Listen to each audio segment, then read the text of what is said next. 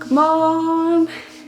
Jeg står lige herhjemme lige nu og venter på, at vi skal køre til Manchester. Vi skal køre ind til lufthavnen, så vi kan komme i flyver til Manchester.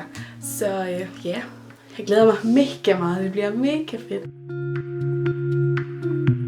Oh, I can see the doubt in those eyes, even though you try to hide it.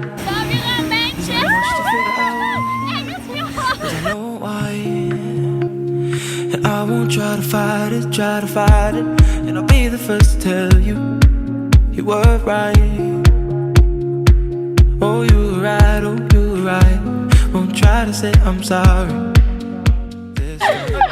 Lige nu der er vi lige kommet tilbage. Og nu skal vi over her lave en test. Ja. Og så skal vi hjem til vores familie bagefter. Ja, og sådan, vi skal møde Janet. Vi skal se mere fra mig.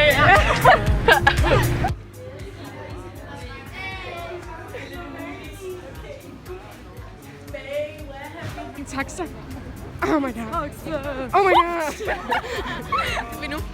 Vi er på vej ud til sådan noget rundvisning i hele Manchester. Der er nogen med skoleuniform. Har du faktisk lige gjort færdig? Okay, så nu har vi lige sat alle drengene af fra deres huse. Ja. Så det ikke alle sammen så godt ud, de huse der. Det er helt spændende at se, hvordan vores hus kommer til at se ud. Vi skal bruge sådan en ene dag. Ja. Janet. Det lyder rimelig godt. Hun lyder rimelig sød. Ja. Og hun har ingen dyr, så det er godt. Ja, fordi at der hvor der lige blev sat af, der stak der bare katte og sådan noget. Altså, og det lyder heks. Men man vil ligesom heller ikke være kritisk. Så det er sådan. Så vi skal bare være søde og positive. Okay, ja, så nu er vi kommet hos vores værtsfamilie, hedder det? Det har været det er et sådan stykke tid nu. Ja, hun er faktisk rigtig sød. De er meget kristne. Pink room. De bærer meget. Ja, det er sådan meget holy spirit. Ja, det er helt okay. Det må vi selv om. Det er fint. Ja. Så skal vi også kirke her på søndag. Og nu har vi fundet ud af, at der bliver holdt fest på fredagen også. Fuck dig så. Godmorgen. Godmorgen, det er anden dag. Ja, lige kommet. Første skoledag i dag. Ja, vi skal med bussen. Vi står og venter på en eller anden bus, vi ikke ved. Ja, og vi er ordentligt forvirret om, hvilken side vi skal tage, fordi det er sådan omvendt. Jeg kan bare mærke, at det kommer til at gå lort til. Hvad for noget? Sådan det her. Nå. Ja. Jeg føler bare allerede, at vi gør noget forkert, men det er på grund af, at det er sådan... vi skal dead by, men det føles som om, at det er sådan det. Kommer ind i skolen for det. Men morgenmaden, det var sådan kun os, og det var hyggeligt nok, altså den der kakao, og der købte. Ja, vi kunne bare ikke finde ud af at drikke den der kakao. Ja, okay, så vi tog lige den der bus der, og første dag kommer vi for sent. Ja, det tog en time, det skulle have taget 5 minutter. Ja, og det tog sådan lidt over en time, så yes, nu skal vi bare lige skynde os lidt til den her skole der. Nu bliver det, skal vi finde skolen. Det bliver mega akavet, så kommer vi sådan, hej, okay. Det er sådan noget, Eat some lækker mad. When she speaks, she's all I'll ever need. She sets me free. Oh oh, to where I wanna be. I wanna be. Vi er inde på sådan noget science museum lige nu. Og lige nu der er sådan nogle eksperimenter, som vi skal dreje dem her. Where I wanna be. I wanna be. Hey, set me free. Where I wanna be. I wanna be.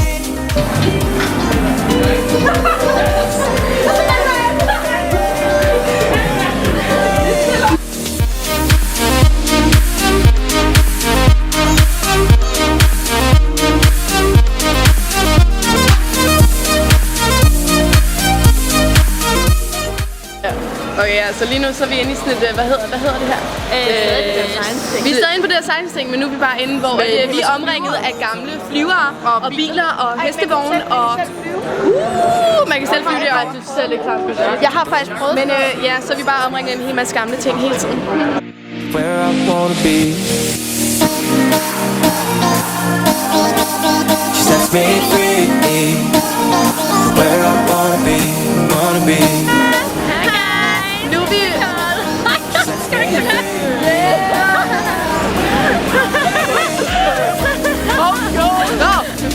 Ja, nu er vi på vej i Primark.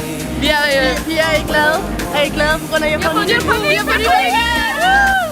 Vi har ikke en familie, vi har Janet. Vi har søde Janet. Det har vi ikke. Nå, det jeg vil gerne sige var, at vi var på vej i Primark, og vi bare lige skal kigge. Ja, så er vi på vej ind i Primark. Mums, Maja. Ja. Men vi skal snart til at... Vi skal løbe. Vi skal snart at løbe. Vi skal følge det i form. Det er lidt fedt, og nu er det aften, og vi sidder stadig sådan der Janet.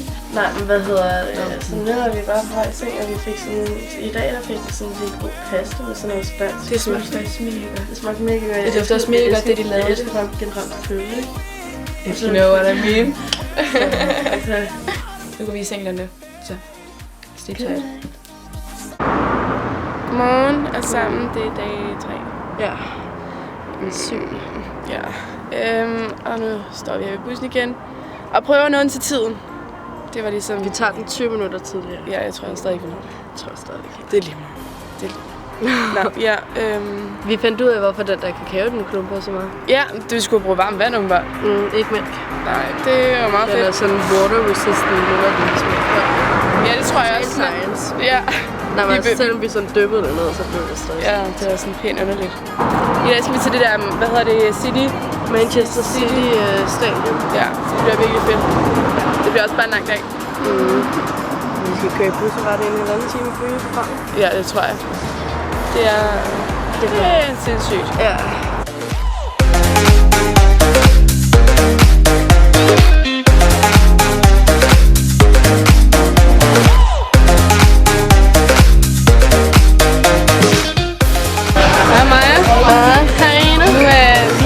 Vi er færdige med skole for i dag. Vi har spist frokost, og der er dårligt. Det er der godt lide. Ja, så hvor er vi nu? Okay. Vi er i Manchester City Stadion, hedder det hedder stadion. Ja.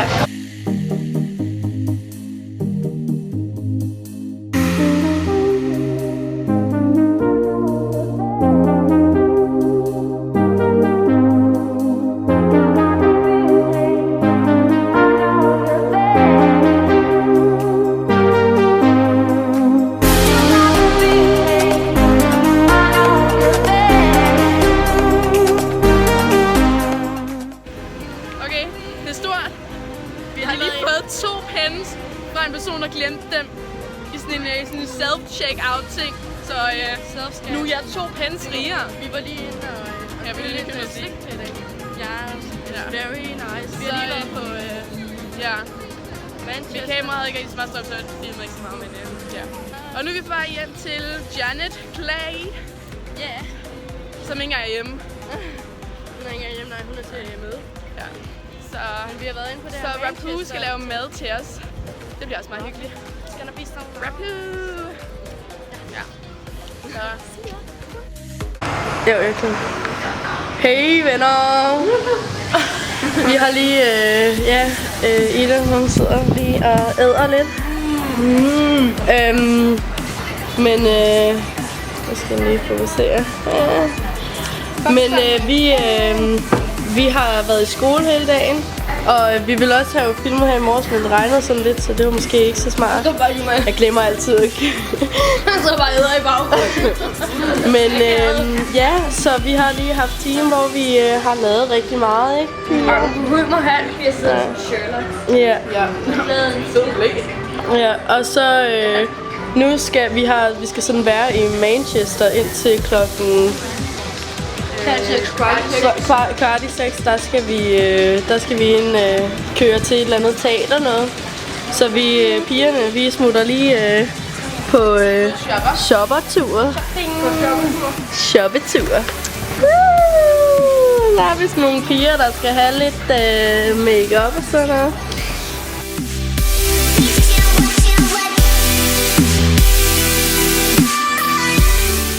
Hvad laver vi lige nu, Maja? So good.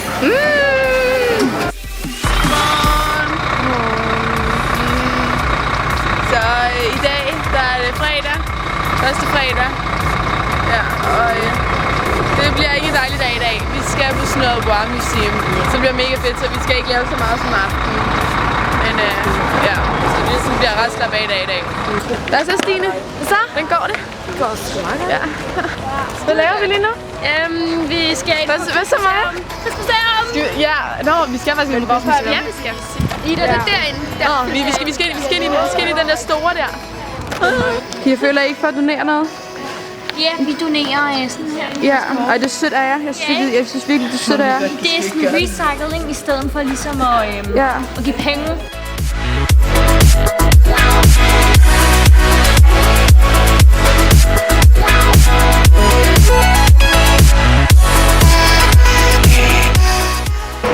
Okay, Maja. Hey. Ja. Jamen, så har update på, hvor kedeligt det der museum jeg holder det helt.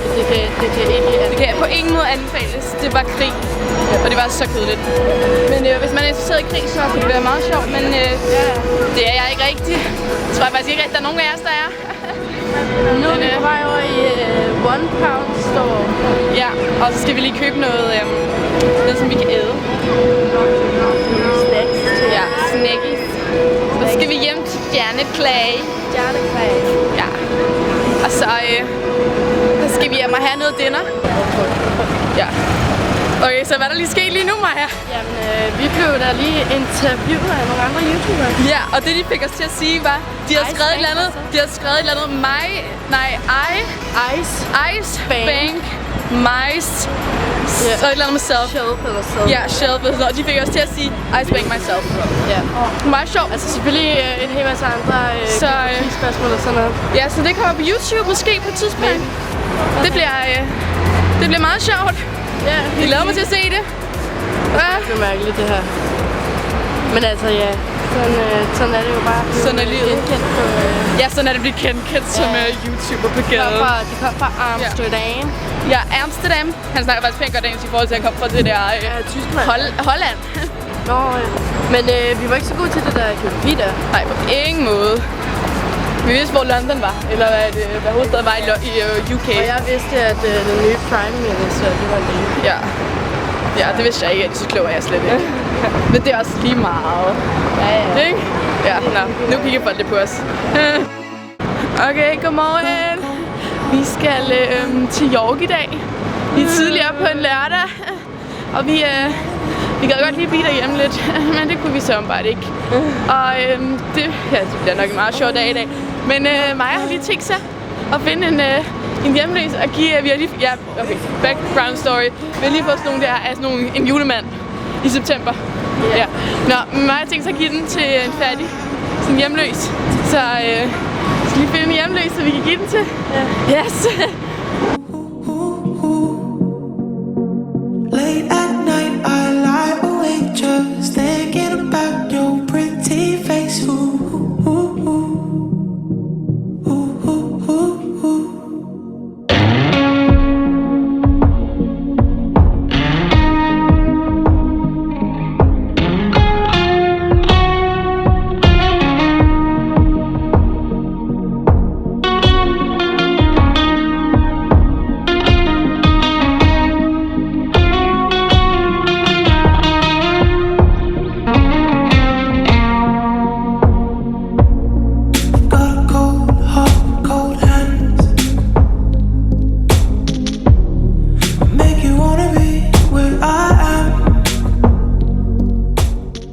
Okay, så lige nu så er vi på vej. I York. Ja, vi går bare sådan rundt i York. Yes.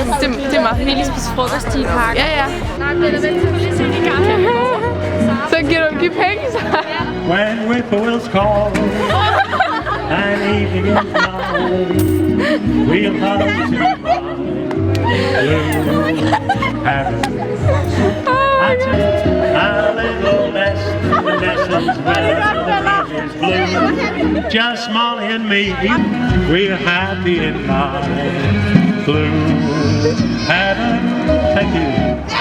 Nå, men vi har fået 2 timer i York til at lave ingenting. Det var absolut ingenting. Gå ind og drikke en kop kaffe. Så nu skal vi på Café Nero og drikke noget kaffe. Yes. Ja. I'll never leave you on the wire. So let me touch your fire. Nå, hvad hedder det? Det jeg vil sige var, at Jeg kom til at glemme lidt. mand. Skrid lige, seriøst. Kom on. Jeg kom til at glemme lidt at filme, sådan efter vi har været i York, ikke? Og det der i York, det var godt nok kedeligt. Vi har brugt lidt lort. 3 timer derovre, 2 timer på at komme frem og tilbage, så det var faktisk det spild af tid. Så det var sådan 4 timer på transport og 3 timer derovre. Ja. Men nu er det aften. Great guy. Og vi skal kigge i morgen. Så det bliver meget sjovt. Nå ja, og far, hvis du ser det her, så har vi bedt for dig, åbenbart. For at du skal blive raskere. Men det altså her i dag, så vi har, altså dem vi bor sammen med, de er sådan, de er meget kristne, og så har de jo, så var de ude og give mad til de fattige i dag. Det var mega sødt. Hjemløse. Og vi har fundet af, at vores dame Janet, hun har haft virkelig slem fortid. Hun har haft en sygeste fortid. Og så kan jeg godt forstå, hvorfor de er så kristne nu, fordi de er sådan virkelig 100% kristne, ikke? Ja. Så sov godt alle sammen. Vi See you tomorrow, efter de har været i kirke. Godmorgen. Det er søndag i dag. Og vi skal i kirke. Ja. Ja. Det bliver sådan, jeg håber, det bliver sådan okay. Ja. Ikke sådan kedeligt. Jeg tror, det bliver rimelig nice. Ja. På en eller anden måde, fordi de siger jo, det er sådan en livlig kirke. Det bliver meget sjovt at prøve, sådan ligesom andre kirker på en eller anden måde. Så ja, det skal vi så lave i dag. Vi skal måske gå og bogle. Ja.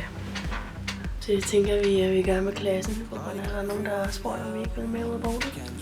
Ja.